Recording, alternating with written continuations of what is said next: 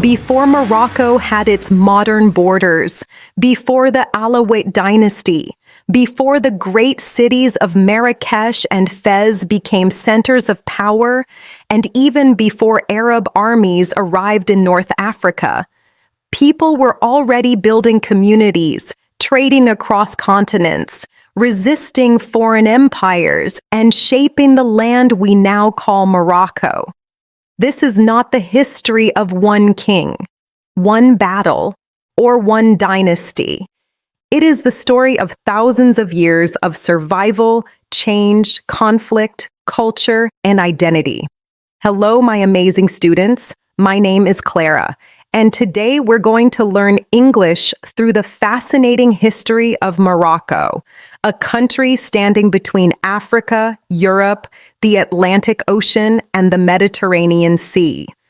A land shaped by Amazigh peoples, Phoenician traders, Roman influence, Islamic dynasties, powerful sultans, European colonial ambitions, the struggle for independence, and the creation of modern Morocco. But we're not going to memorize hundreds of dates and names. Instead, we'll follow the story step by step.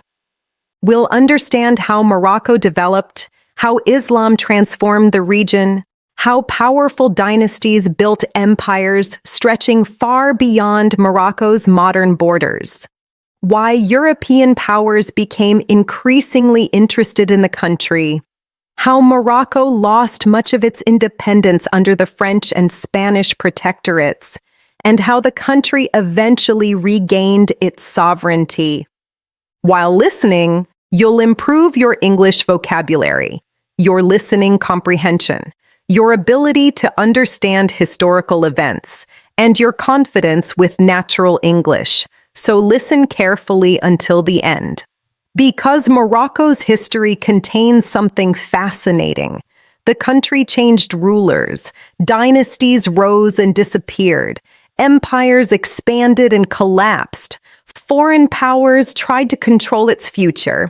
But through centuries of transformation, Morocco developed one of the longest continuous political traditions in the region. We'll explore this history through 5 chapters. Chapter number 1. Ancient Morocco, the Amazigh peoples, Phoenicians, and Romans. Chapter number 2. The arrival of Islam and the birth of independent Moroccan states. Chapter number 3. The Great Dynasties. Almoravids, Almohads, Marinids, Saadians, and Alaouites. Chapter number 4. European pressure, the protectorates, and the struggle for independence.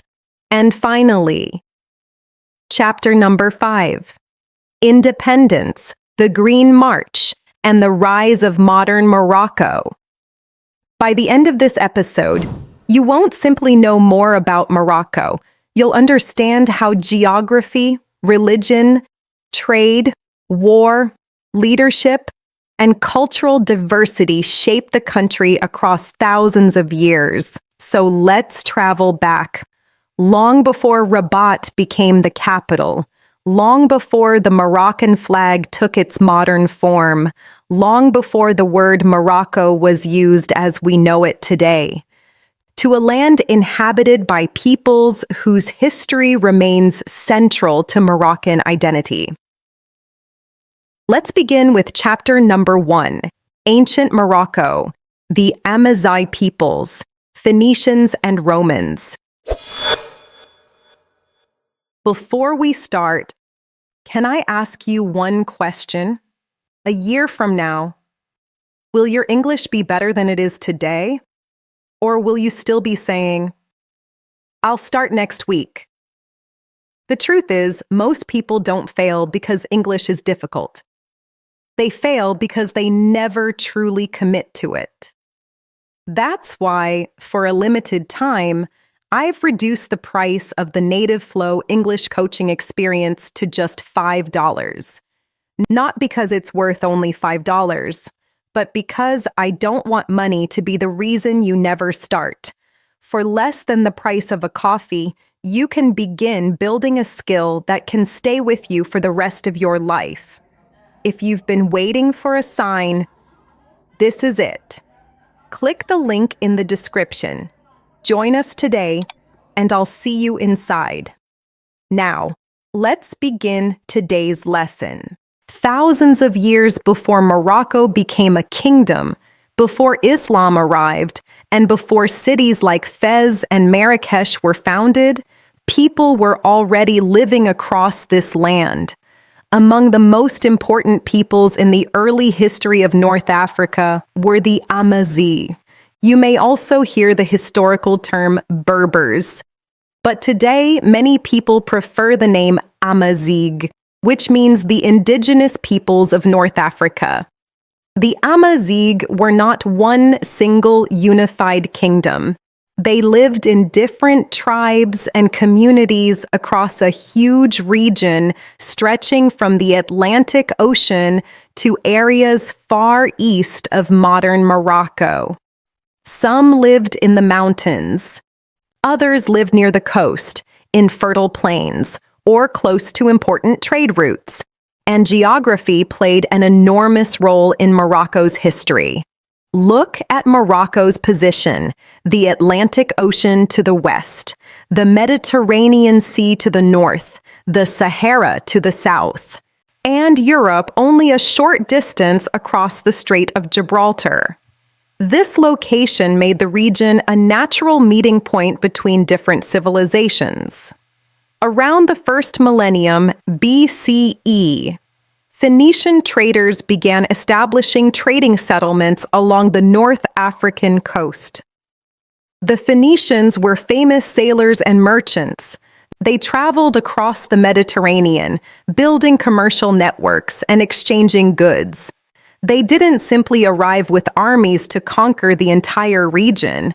Their main interest was trade. Over time, Carthage, a powerful civilization founded by Phoenician settlers in North Africa, became increasingly influential. Local Amazigh communities traded with these Mediterranean powers. Goods moved between the interior of Africa and coastal settlements. Ideas moved too: languages, technologies, religious traditions, and cultural influences. But local populations didn't simply disappear. They adapted, resisted, cooperated, and maintained their own identities. Later, another powerful civilization expanded into North Africa: Rome. After defeating Carthage in the Punic Wars, Rome gradually increased its influence across the region. Eventually, part of northern Morocco became connected to the Roman world through the province known as Mauritania Tingitana. One of its most famous cities was Volubilis. Today, the ruins of Volubilis remind us of this ancient period. The city contained large houses, public buildings, farms, and beautiful mosaics. The surrounding region produced agricultural goods, including olive oil, that were connected to Roman trade networks. But here's something important: Rome never controlled every part of modern Morocco. Its strongest influence was concentrated mainly in the north. Beyond the areas under direct Roman administration, many Amazigh communities continued living with significant independence. This is an important pattern that we'll see repeatedly throughout Moroccan history. Powerful empires arrived. They controlled cities, trade routes, or important regions. But controlling the entire territory was much more difficult. Mountains, deserts, distance, and strong local communities made complete political control challenging. Eventually, the Roman Empire began weakening. Political instability increased. Roman authority in the region declined. Different powers competed for influence. The Vandals entered parts of North Africa. Later, the Byzantine Empire attempted to restore Roman influence in the region, but Morocco remained far from the center of Byzantine power, and many local communities continued governing themselves. By the 7th century, the political world of North Africa was about to change dramatically. A new religion had emerged in Arabia, Islam. Arab armies were expanding across the Middle East and North Africa, but the arrival of Islam in Morocco would not be a simple story of conquest. There would be resistance, conflict, conversion, political struggles, and eventually, the creation of independent Muslim states. Most importantly, Islam would become deeply connected to Moroccan society and identity, and from this transformation, a new chapter of Moroccan history would begin, a chapter that would eventually lead to the rise of the Idrisid dynasty, the development of Fez, and the foundations of Morocco as an independent political center. Chapter number 2. The arrival of Islam and the birth of independent Moroccan states. In the 7th century, a transformation was spreading across North Africa. Islam had emerged in Arabia. Within decades, Muslim armies had expanded across the Middle East, Egypt, and farther west into North Africa. Eventually, they reached the lands of present-day Morocco. But the arrival of Islam didn't mean that the entire region changed immediately. The process was gradual. There was resistance, conflict, political tension, and cooperation. Many Amazigh groups resisted the expanding armies. Others formed alliances. And over time, more and more Amazigh communities accepted Islam. But here's something very important. The Amazigh didn't simply disappear into Arab culture. They became active participants in the Islamic world. They became soldiers, scholars, leaders, merchants, and eventually founders of powerful states and empires.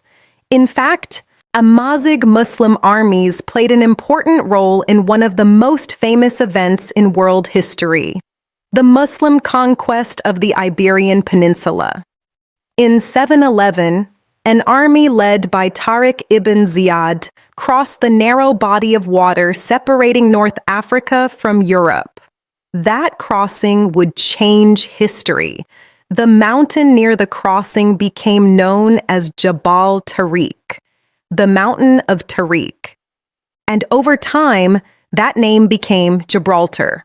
The Muslim armies defeated the Visigothic kingdom, and within a few years, much of the Iberian Peninsula came under Muslim rule. But back in Morocco, political tensions continued. The region was officially connected to larger Islamic powers in the east, but distance made direct control difficult. Local communities wanted greater independence. Different religious and political movements appeared. And by the 8th century, Morocco was becoming a place where independent states could emerge. Then, a man arrived whose name would become central to Moroccan history, Idris ibn Abdallah. Known today as Idris I, he was a descendant of the Prophet Muhammad. After becoming involved in political conflict with the Abbasid rulers, he escaped eastward political persecution and traveled west. Eventually, he reached Morocco. There, he was welcomed by the Araba, an Amazigh tribe in the region around Volubilis. Their support was extremely important. Idris I formed an alliance with local Amazigh groups, and in 788, he established the Idrisid state. This moment is often seen as a major turning point in Moroccan history. Why? because the Idrisid state became one of the earliest important independent Muslim political powers centered in Morocco. Idris I didn't rule for long. He died in 791, but his political project continued. His son, Idris II, became an important ruler, and under his leadership, the city of Fez developed into a major political and cultural center. Fez would become one of the most important cities in Moroccan history, a center of trade, religion, education, craftsmanship, and political power. People arrived from different regions. Migrants came from Al-Andalus, the Muslim-controlled territories of the Iberian Peninsula. Others arrived from Kairouan in present-day Tunisia. These communities helped shape the city's culture and economy. Over time, Fez became one of the great intellectual centers of the Islamic world. One institution became especially famous, al-Qarawiyyin. Founded in the 9th century by Fatima al-Fihri, it developed into a major center of learning. Students and scholars studied religious sciences, language, law, and other fields of knowledge. The growth of Fez showed something important. Morocco was no longer simply a distant region influenced by powers from elsewhere. It was developing its own political institutions, cities, centers of learning, and religious traditions. But the Idrisid state eventually weakened. Political divisions appeared. Different branches of the ruling family competed for control. Powerful neighboring states became involved in Moroccan affairs. The Fatimids expanded their influence from the east. The Umayyads of Cordoba competed from Al-Andalus. Morocco became a place of political competition between larger powers. But the Idrisid legacy remained important. The dynasty helped strengthen the political independence of Morocco.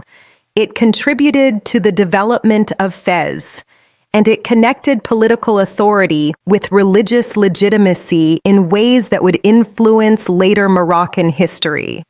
Now here's something fascinating. After the decline of the Idrisids, Morocco didn't simply become one unified kingdom under another ruler. Different groups controlled different regions. Political power was divided. Trade routes became extremely important, especially the routes crossing the Sahara.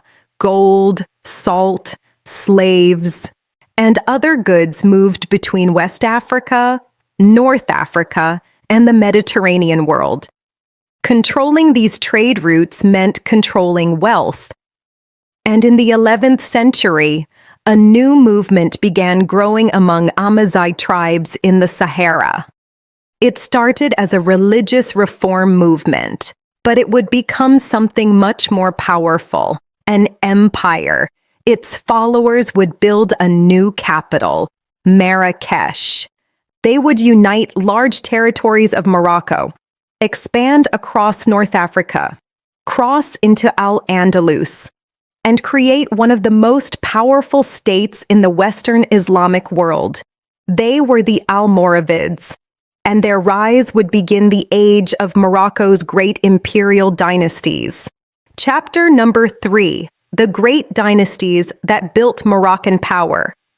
In the 11th century, a powerful movement was rising from the Sahara, the Almoravids. They began as a religious reform movement among Amazigh tribes, but they quickly became a major political and military force. One of their most important leaders was Yusuf ibn Tashfin. Under his leadership, the Almoravids expanded their territory and strengthened their control over important trade routes.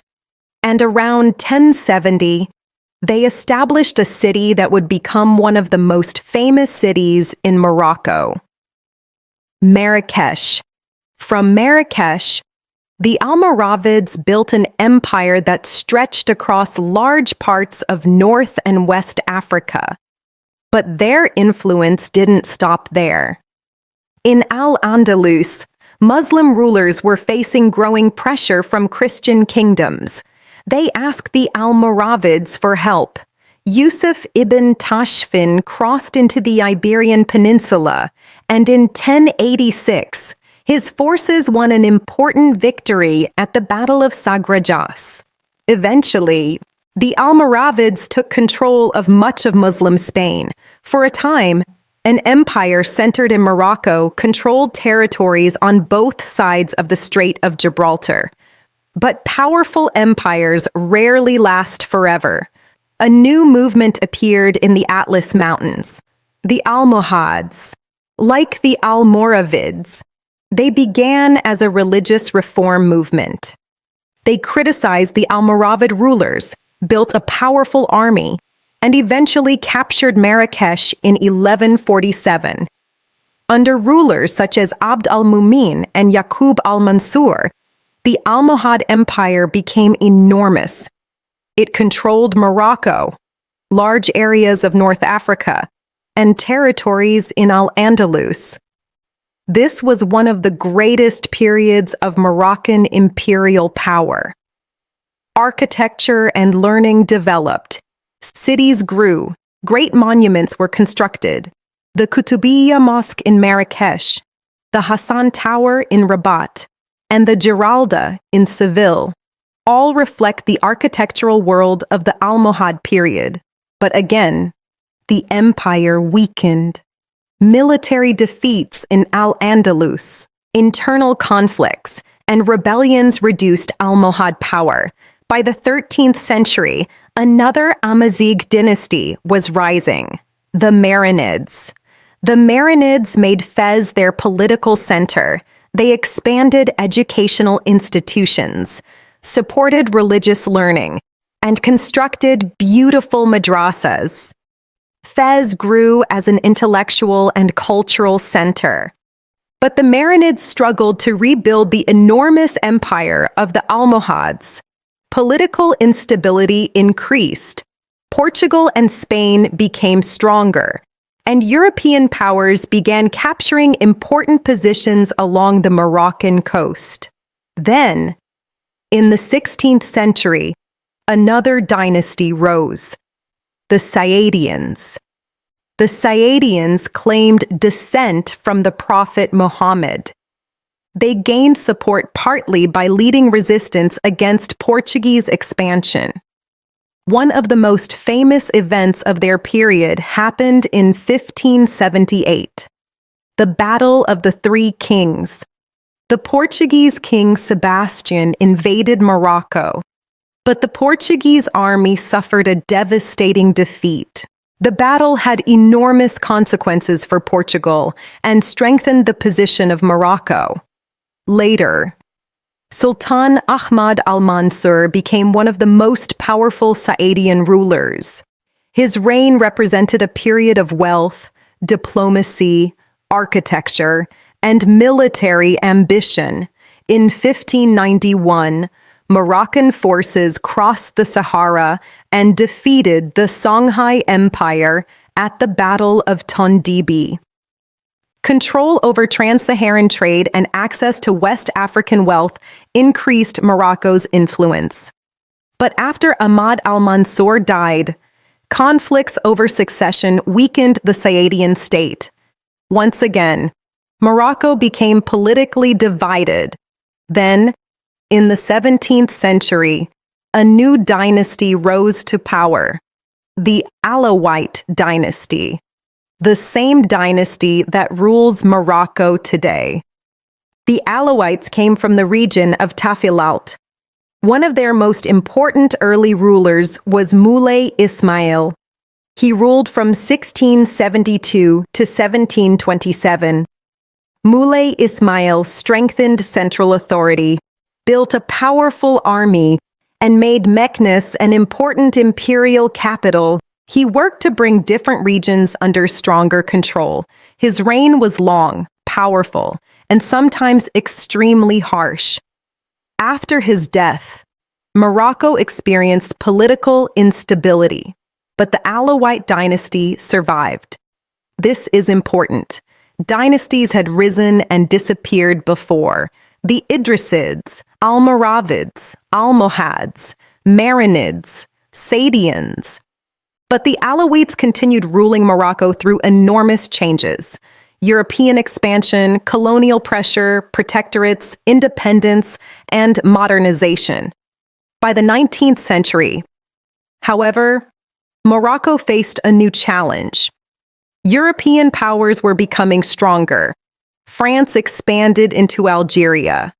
Spain increased its ambitions. European countries wanted political influence, economic privileges, and strategic control. Morocco tried to protect its independence, but the pressure became increasingly difficult to resist. Military defeats exposed weaknesses. Foreign debt increased. European governments interfered more deeply in Moroccan affairs, and the competition for control of Morocco became part of a larger international struggle. Eventually, in the early 20th century, Morocco would lose much of its political independence. France would establish a protectorate over most of the country. Spain would control other zones. Tangier would later receive international status, but Moroccans would resist foreign control. Political movements would grow. A sultan would become a symbol of national unity. He would be removed from his country, then return. And his return would help open the road toward independence. The age of great imperial dynasties was ending. The age of colonial pressure and national resistance was beginning. Chapter number 4, European pressure, the protectorates, and the struggle for independence. By the 19th century, the balance of power around Morocco was changing. European countries were becoming stronger. Their armies were more modern. Their economies were expanding. And their governments wanted greater influence in Africa. Morocco was still independent, but protecting that independence was becoming increasingly difficult. In 1830, France invaded neighboring Algeria. Suddenly, a major European power was directly on Morocco's eastern border. Morocco supported the Algerian resistance leader Abd al-Qadir. This increased tensions with France, and in 1844, Moroccan forces were defeated by the French at the Battle of Isly. This defeat revealed an uncomfortable reality. Morocco's military system needed modernization. A few years later, another conflict began, this time with Spain. In 1859, Spain declared war on Morocco. The conflict ended with another Moroccan defeat. The Treaty of Wad Ras forced Morocco to pay a large financial compensation, and the country's economic problems became even more serious. Foreign loans increased. European merchants gained economic privileges, and foreign governments became increasingly involved in Moroccan affairs. Morocco was officially independent, but its freedom to make decisions was slowly becoming weaker. Now here's something important. European powers didn't always agree about who should control Morocco. France wanted greater influence. Spain had its own interests. Britain wanted to protect important trade routes. Germany didn't want France to become too powerful. Morocco became part of a larger competition between European countries. This competition created international crises. In 1905, the German Kaiser Wilhelm II visited Tangier and publicly supported Moroccan sovereignty. Germany's real goal was to challenge French influence. The crisis became so serious that European powers met at the Algeciras Conference in 1906. Morocco remained officially independent, But European control over its finances and security continued to grow. Then another crisis happened in 1911. France sent troops to Fez after unrest in the country. Germany responded by sending a gunboat called the Panther to Agadir. Once again, Morocco became the center of a confrontation between powerful European countries. Eventually, France and Germany reached an agreement, and Morocco's political independence was nearly finished. In 1912, Sultan Moulay Abd al-Hafid signed the Treaty of Fez. Most of Morocco became a French protectorate. Spain controlled protectorate zones in the north and south. Tangier later became an international zone. But what exactly is a protectorate? A protectorate is a system in which a country keeps its ruler and some institutions. But a foreign power controls many important political, military, and economic decisions. Morocco still had a sultan. The Moroccan monarchy continued, but France held enormous power. The first French resident general was Hubert Lyautey. Under the protectorate, roads, railways, ports, and modern administrative systems were expanded. New European-style districts were constructed beside traditional Moroccan cities. Casablanca grew rapidly as an economic center. But these developments were mainly organized to serve the colonial system and European economic interests. Many Moroccans lost land, political power was limited, economic inequality increased, and resistance continued. One of the most important examples happened in northern Morocco, the Rif War. In the 1920s, Abd el-Krim al-Khattabi led resistance against Spanish colonial forces. His fighters achieved a major victory at the Battle of Annual in 1921. Abd el-Krim established the Republic of the Rif. His resistance became famous far beyond Morocco. But eventually, Spain and France combined their military forces against him. By 1926, the Rif resistance was defeated, and Abd el-Krim surrendered. But armed resistance wasn't the only form of opposition. A modern nationalist movement was developing.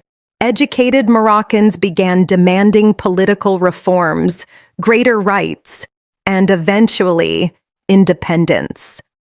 In 1930, the French authorities introduced what became known as the Berber Dahir. Nationalists strongly opposed it. They believed colonial authorities were trying to divide Arabs and Amazigh people and weaken Morocco's national and religious unity. The controversy helped strengthen Moroccan nationalism. Then came the Second World War. Morocco became strategically important. In 1943, Allied leaders met in Casablanca. During this period, Sultan Mohammed V became increasingly important as a symbol of Moroccan unity.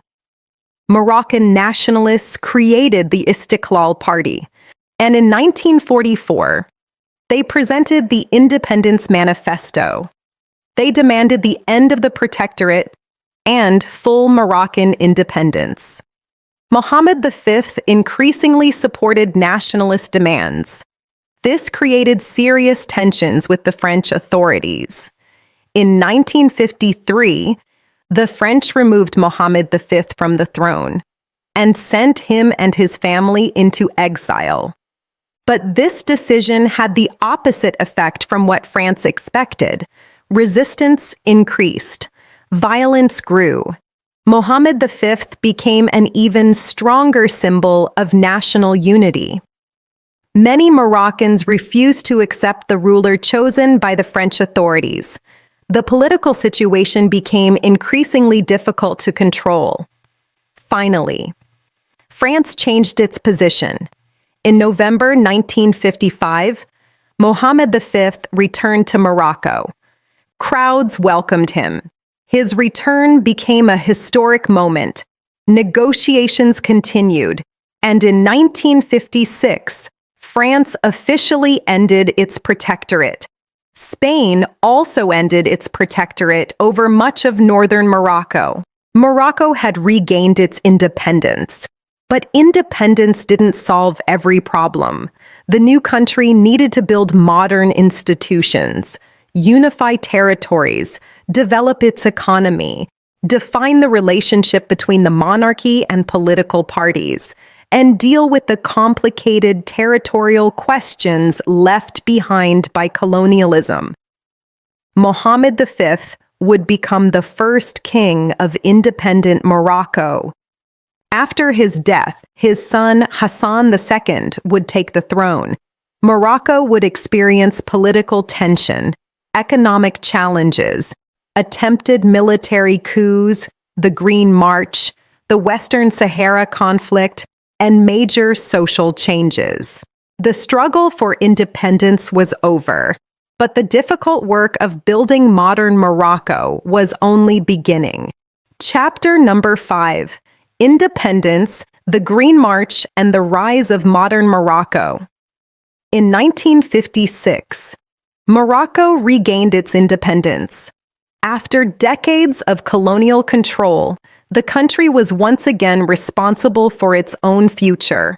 But independence was not the end of Morocco's challenges. In many ways, it was the beginning of a completely new chapter. Morocco needed to build national institutions, develop its economy, expand education, create a modern administration, strengthen its armed forces, and bring territories that had been controlled by different colonial powers under Moroccan sovereignty. King Mohammed V became the central figure of the newly independent country. His return from exile had transformed him into a powerful symbol of national unity. But his reign after independence was short. In 1961, Mohammed V died. His son, Hassan II, became king. Hassan II would rule Morocco for 38 years, and his reign would become one of the most important and controversial periods in modern Moroccan history. Morocco adopted its first constitution in 1962. The country developed political institutions, including a parliament, but the monarchy remained the dominant political power. Relations between the government and opposition movements were often tense. The 1960s and 1970s were particularly difficult. Political repression increased. Opponents of the government were arrested, some disappeared, and human rights abuses became associated with the period later known as the Years of Lead. At the same time, Morocco faced economic and social challenges, population growth, unemployment, poverty, regional inequality, and demands for greater political participation. Then, the monarchy faced an even more immediate danger. In 1971, an attempted military coup took place at the royal palace in Skirat. King Hassan II survived. 1 year later, another coup attempt happened. This time, military aircraft attacked the king's plane. Again, Hassan II survived. These events showed how unstable the political situation had become. But another issue would soon transform Moroccan politics and national identity: Western Sahara.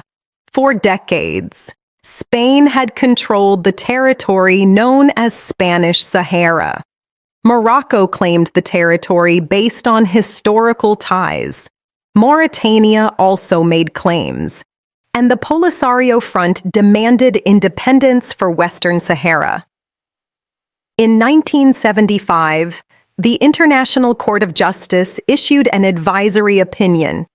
The court recognized that legal ties of allegiance had existed between the Moroccan Sultan and some tribes of Western Sahara, but it also concluded that those ties did not eliminate the principle of self-determination for the people of the territory. Shortly afterward, King Hassan II announced one of the most famous events in modern Moroccan history, the Green March. Around 350,000 Moroccan civilians gathered and crossed into the territory in a peaceful mass demonstration.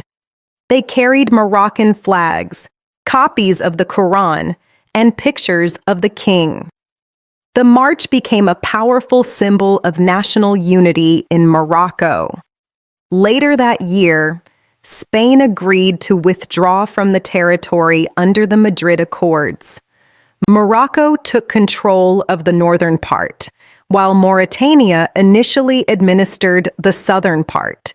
But the conflict was not over. The Polisario Front continued fighting for an independent Western Sahara.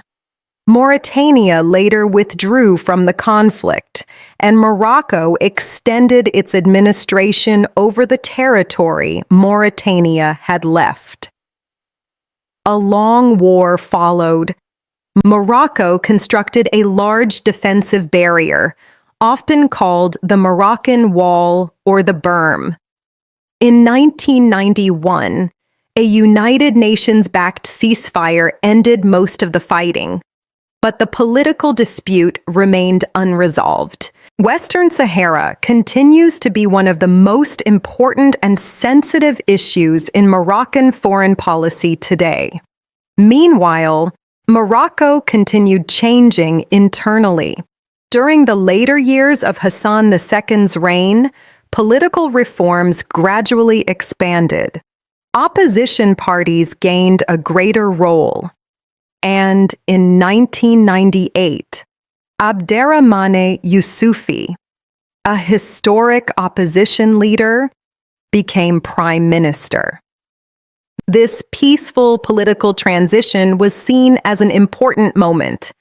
Then, in 1999, King Hassan II died. His son, Mohammed VI, became king. The new reign began with promises of modernization, economic development, social reform, and improvements in human rights. One important step was the creation of the Equity and Reconciliation Commission. It investigated serious human rights violations committed during the years of lead and provided recognition and compensation to many victims and families. Morocco also invested heavily in infrastructure. Highways expanded, ports developed. Tangier Med became one of Africa's major port complexes. The country invested in renewable energy, including the Noor solar complex near Ouarzazate. Tourism grew, new industries developed, and Morocco strengthened its economic connections with Europe, Africa, the United States, and other parts of the world. But modernization also created new challenges. Economic inequality remained a serious issue. Many young people struggled to find good employment. Differences between rural and urban areas continued. Education and healthcare remained major national concerns. Then, in 2011, protests connected to the wider Arab Spring reached Morocco. The February 20th movement demanded greater democracy, social justice, and political reform. King Mohammed VI responded by announcing constitutional changes. A new constitution was approved in a referendum. It increased the official powers of the head of government and parliament, recognized Amazigh as an official language alongside Arabic, and introduced other political reforms. But the monarchy remained the central institution in Morocco's political system. In recent years, Morocco has continued increasing its international influence. In 2017, the country returned to the African Union after more than 3 decades outside the organization. Morocco expanded investments and diplomatic relationships across Africa. In 2020, Morocco normalized diplomatic relations with Israel as part of an agreement involving the United States. At the same time, the United States recognized Moroccan sovereignty over Western Sahara. The Western Sahara dispute, however, remains unresolved internationally, and tensions in the region continue. Then, in 2022, Morocco achieved something that brought millions of Moroccans together. At the FIFA World Cup in Qatar, the Moroccan national football team became the first African and Arab team to reach a World Cup semi-final. Millions of people around the world watched. Moroccan flags appeared in cities across Africa, the Arab world, Europe, and beyond. It was a sporting achievement, but it also became a moment of national pride and international visibility. And when we look back at the entire history of Morocco, something becomes clear. Morocco was never shaped by only one people, one dynasty, one language, or one historical period.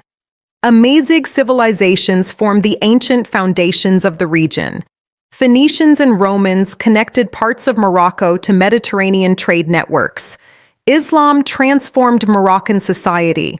The Idrisids helped establish an independent political center. The Almoravids and Almohads built powerful empires. The Marinids strengthened Fez as a center of learning.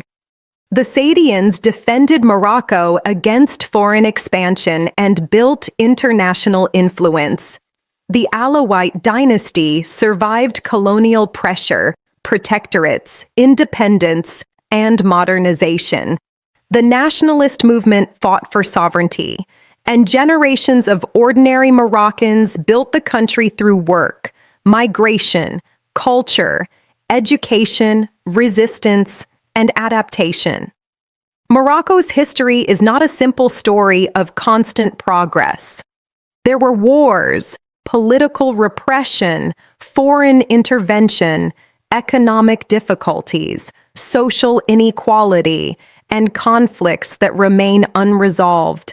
But there was also continuity, cultural diversity, resistance, diplomacy, adaptation, and the ability to survive enormous historical changes. So when you see the Moroccan flag today, you're looking at the symbol of a country shaped by thousands of years of history, a country deeply connected to Africa, the Arab and Islamic world, the Mediterranean, the Atlantic, and Europe. And perhaps that's one of the greatest lessons we can take from Morocco's history. A nation's identity is never created in one moment. It is built slowly, generation after generation, through the people who live there, the challenges they faced, the cultures they created, and the decisions that changed their future. Thank you so much for listening. And remember, learning history is not only about understanding the past, it's about understanding why the world around us looks the way it does today. Keep learning English. Keep discovering the world through history. And I'll see you in the next lesson.